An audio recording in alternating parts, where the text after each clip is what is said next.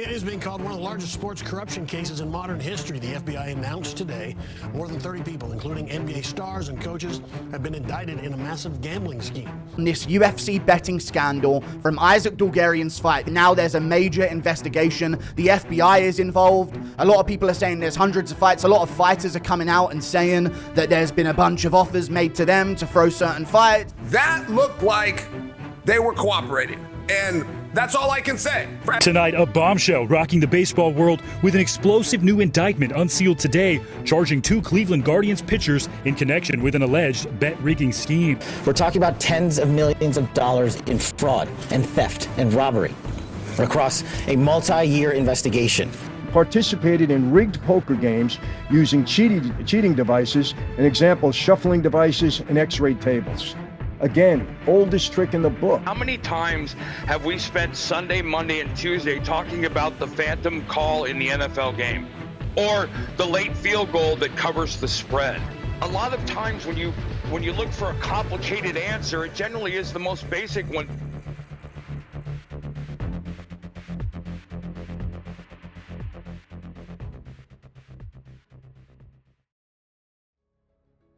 The American Gaming Association reported a 23.6% rise in sports betting in the United States in 2024, with Americans placing $147.9 billion in sports bets. Now in 2025, approximately 4.2 million Americans struggle with the sports betting addiction. So essentially, we have 2 separate cases here that involve an FBI investigation which has spanned over 2 years. The first one is an insider sports betting scheme, while the second one is a high-tech mafia plot to rig underground poker games. 2004 NBA Finals MVP Chauncey Billups, Miami Heat guard Terry Rozier, former NBA player and assistant coach Damon Jones, and dozens of others were charged Thursday, October 23rd, as part of these 2 massive investigations. Thousands of hours of video was recovered and reviewed by the FBI, while 24 search warrants were conducted on electronic records that revealed the true extent of these betting scandals. This isn't the only betting scandal in the NBA either. Last year, in 2024, former Toronto Raptors player Jontay Porter pleaded guilty to tipping off bettors about his health and then claimed illness to exit at least 1 game. This of course created wins for anyone who had bet on him to underperform expectations, which is almost identical of what Terry Rozier is allegedly accused of. The charges stem from his time with the Charlotte Hornets during the 2023-2024 season. According to the indictment, he sold the information to place fraudulent wagers in exchange for approximately $100,000, saying he would leave a game early due to an injury. The NBA even said that Porter gambled on NBA games in which he didn't play, but he did once indeed bet against his own team. The FBI made arrests of more than 30 people that spanned across 11 states on charges including wire fraud, money laundering, extortion, robbery, and illegal gambling, FBI Director Kash Patel said. In the first case, dubbed Operation Nothing But Bet by federal agents, U.S. Attorney Joseph Nosella Jr. of the Eastern District of New York said that prosecutors accused 6 defendants of participating in an insider sports betting scheme. The scheme, of course, exploited confidential information about NBA players and their teams. This was the case that Terry Rozier was involved in and was charged in that indictment. Rozier allegedly altered his performance and also gave friends illegal insider information that he was going to leave the game early due to an injury, quote-unquote, which allowed his friends to bet on his under prop bet in a specific stat category. The former Charlotte Hornets player was arrested on Thursday morning, October 23rd, 2025 in Orlando, Florida, and he appeared in the city's federal courthouse later that day. But Rozier was released from custody after putting up his Florida home as his $6 million bond and had to surrender his passport as well, even though Terry Rozier's $96 million contract was removed from the Heat's salary cap. He's still getting paid his full salary while on leave. And as a matter of fact, 50% of NBA bets on sportsbooks are placed as prop bets, such as betting on a player's over or under.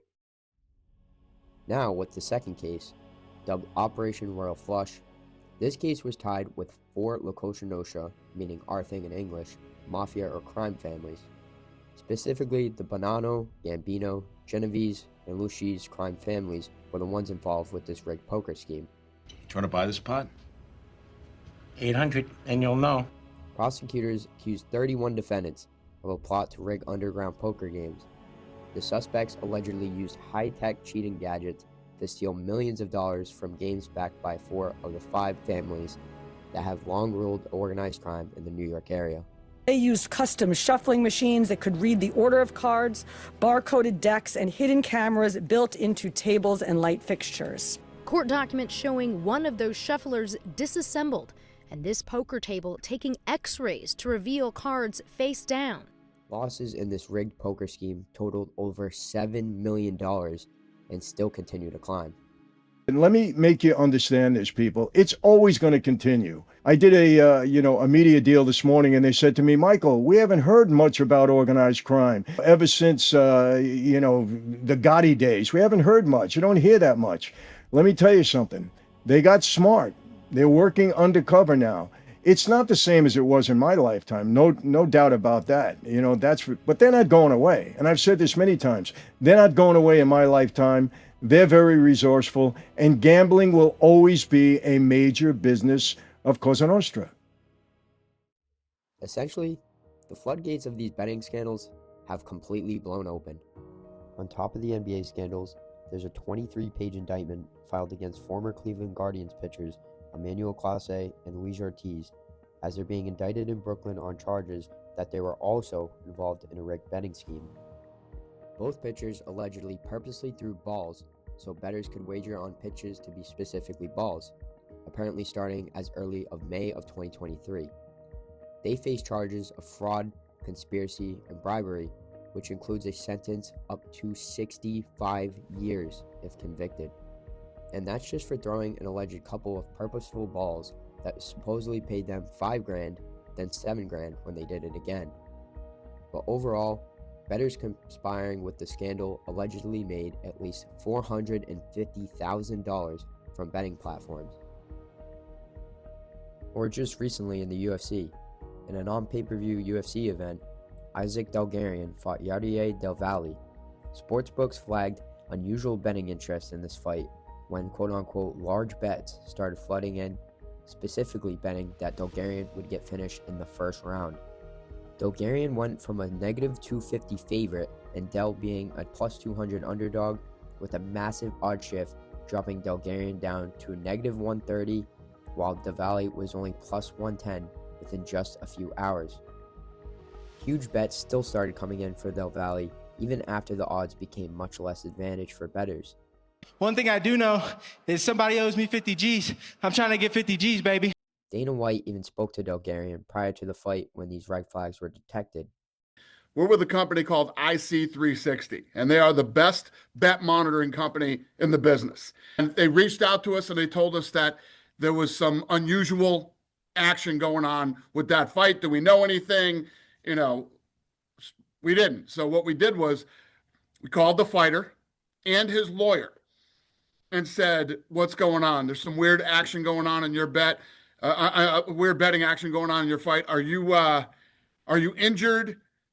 Do you owe anybody money? Has anybody approached you to, and the kid said, no, absolutely not. I'm going to kill this guy. And next thing you know, Delgarian gets suspiciously finished in the very first round, which leads to Dana immediately contacting the FBI after the result of the fight. And I tell Bisping, I go, Michael, he's not attacking the hand. I go, Michael, these are basic skills you learn when you go in jiu-jitsu, and you should not be displaying this level of just unbelievable submission defense on the highest level of the sport, chill. Somebody's that bad.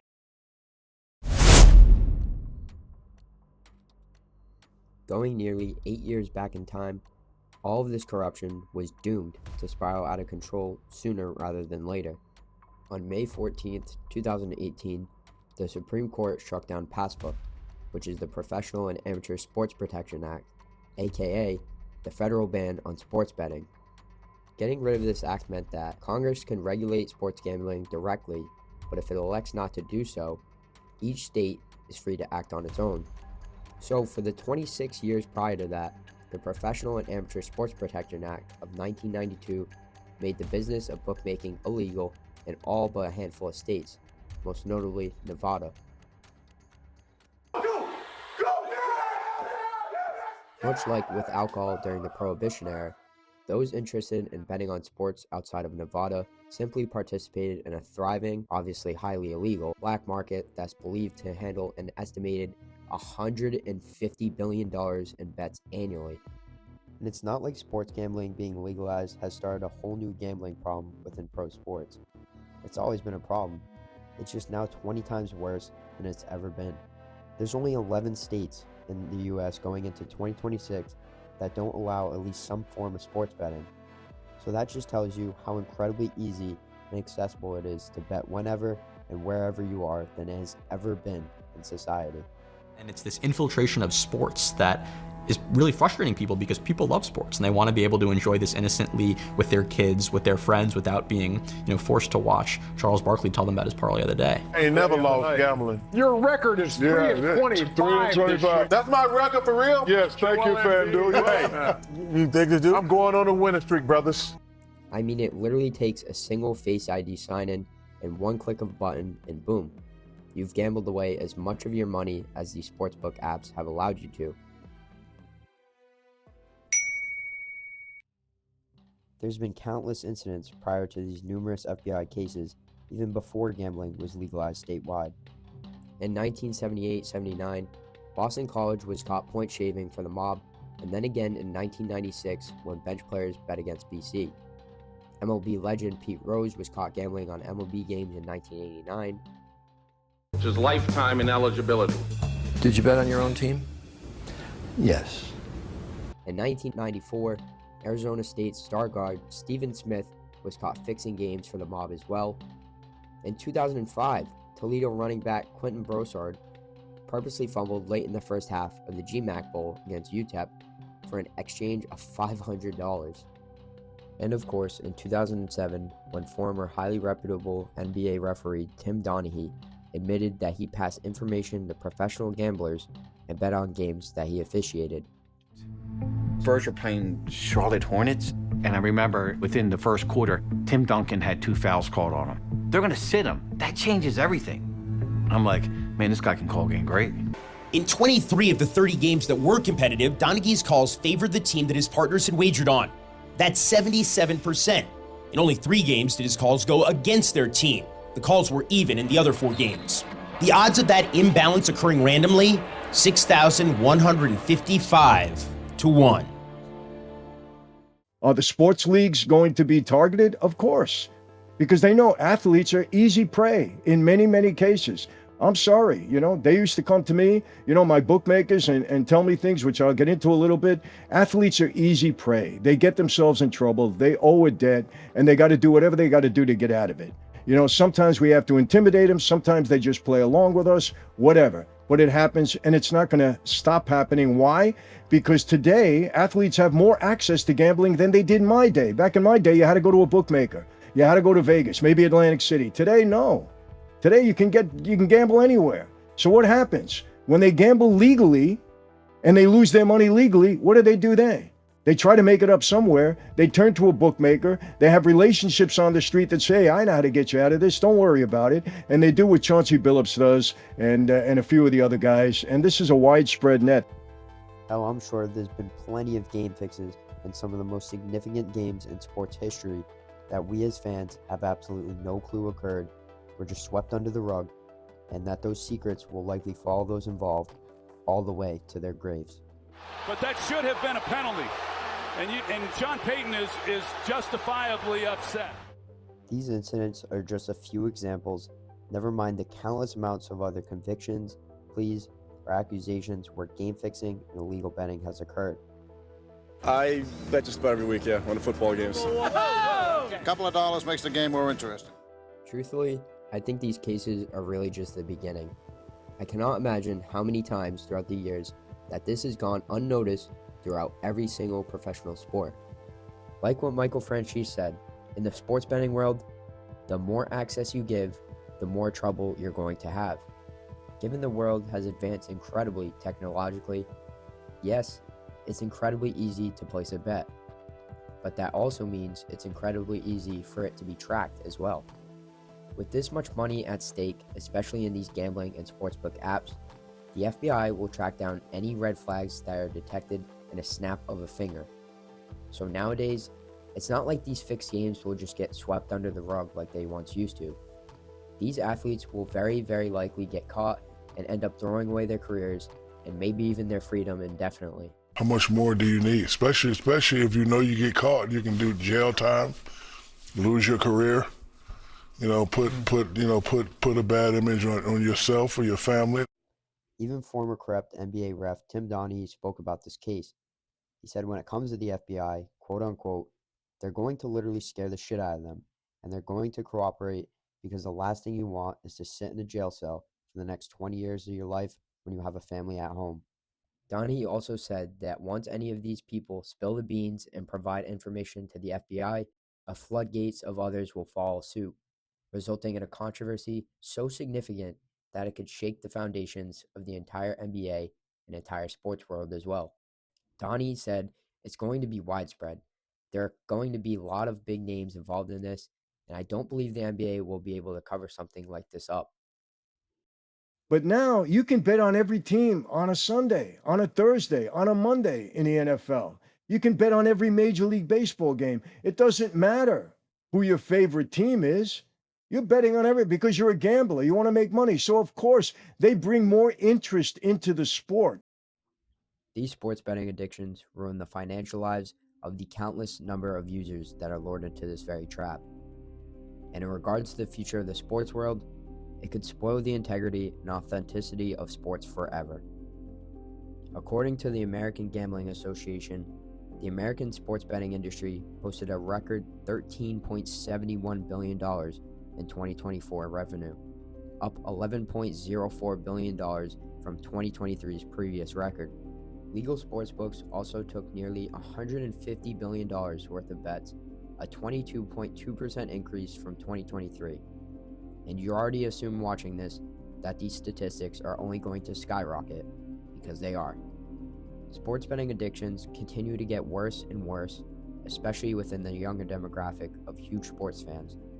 I personally know people who have never gotten addicted to alcohol, nicotine, weed, or hard drugs, but they managed to develop a gambling addiction, specifically with sports betting. It's very, very hard to stop because you've changed your brain. Addiction is a brain that has changed to become entrained to the desires of the gambling. And that's a really key point about gambling. It's not just the winning that counts. It's the taking part, and the taking part repeatedly when you don't win is as activating to a gambler as the winning. This is the anterior cingulate cortex, this is the insular, and these are the two areas of the brain which make sense of emotions. They may generate the emotion he's feeling of excitement. Will I win? Won't I win? I mean, to the point where people are asking others to borrow money or betting their entire bank account on a single game or player prop, that alone tells you how deep of a hole you're in with a sports betting addiction. Young adults, and frankly now children, have access to online gambling. It's on every phone, it's on every tablet. Children are using older siblings' accounts. In cases we're seeing children even using parents' accounts. It's just become so normal, and there's just simply not enough regulation. These companies like FanDuel, DraftKings, BetMGM, etc. do an outstandingly evil job of pushing addiction hard on any sports fans, especially to younger kids. Any kid can easily get their parents' ID or information and start an account. I mean, I've literally done it with my parents' IDs to get those promos of bet $5, get $200 or $300 in bonus bets, which is exactly how they rarely win. I've even had older friends place parlays for me before I was even 18. It's incredibly easy. We're basically waterboarded with sports betting content no matter where we look. Social media ads, commercials, website ads, stadium ads, emails, betting app push notifications, bars, streaming services, podcasts. I even saw a DraftKings gift card in Stop & Shop the other day. It's never ending. You can't escape it easily, like that one ex that simply will not leave your life. Been able to show over the last 25, 30 years that when people who gamble, the same parts of the brain are being activated as if I were taking alcohol, tobacco, cocaine, or cannabis. At the end of the day, this isn't just about scandals or athletes or billion-dollar corporations. It's about us as consumers and normal human beings. It's about a generation raised on odds, parlays, and dopamine hits every time our phones vibrate. It's about an industry that knows exactly how to hook you in and convince you to be oblivious, as if potentially gambling all your money away is all just harmless fun. But the truth is simple. The deeper you get, the harder it is to climb back out. If we don't wake up now, if we don't recognize how easily this machine can destroy bank accounts, families, mental health, and the very integrity of the sports we love, then sports betting won't just ruin games, it will ruin lives. We, as humans, can at least make the choice moving forward to be extra aware of this issue and to teach our kids and the younger generations of those to come of how serious and remorseless a sports betting addiction can be. I'm sure if you're watching this, you already know this is a nationwide disaster that is waiting to get real bad in the near future. If you watch sports, I'm not saying you shouldn't throw a couple of dollars every once in a while on a player prop or game if you want to. But don't let sports betting take over your life like any other extreme addiction easily can and will do. Have fun, stay safe, keep your family safe, but stay smart to all who watch us. Thank you. When players get involved, you got trouble. But when everybody else get involved and you're saying the players can't get involved, well, you're opening yourself up for a mess. This is a public health emergency happening, and we're not talking about it yet.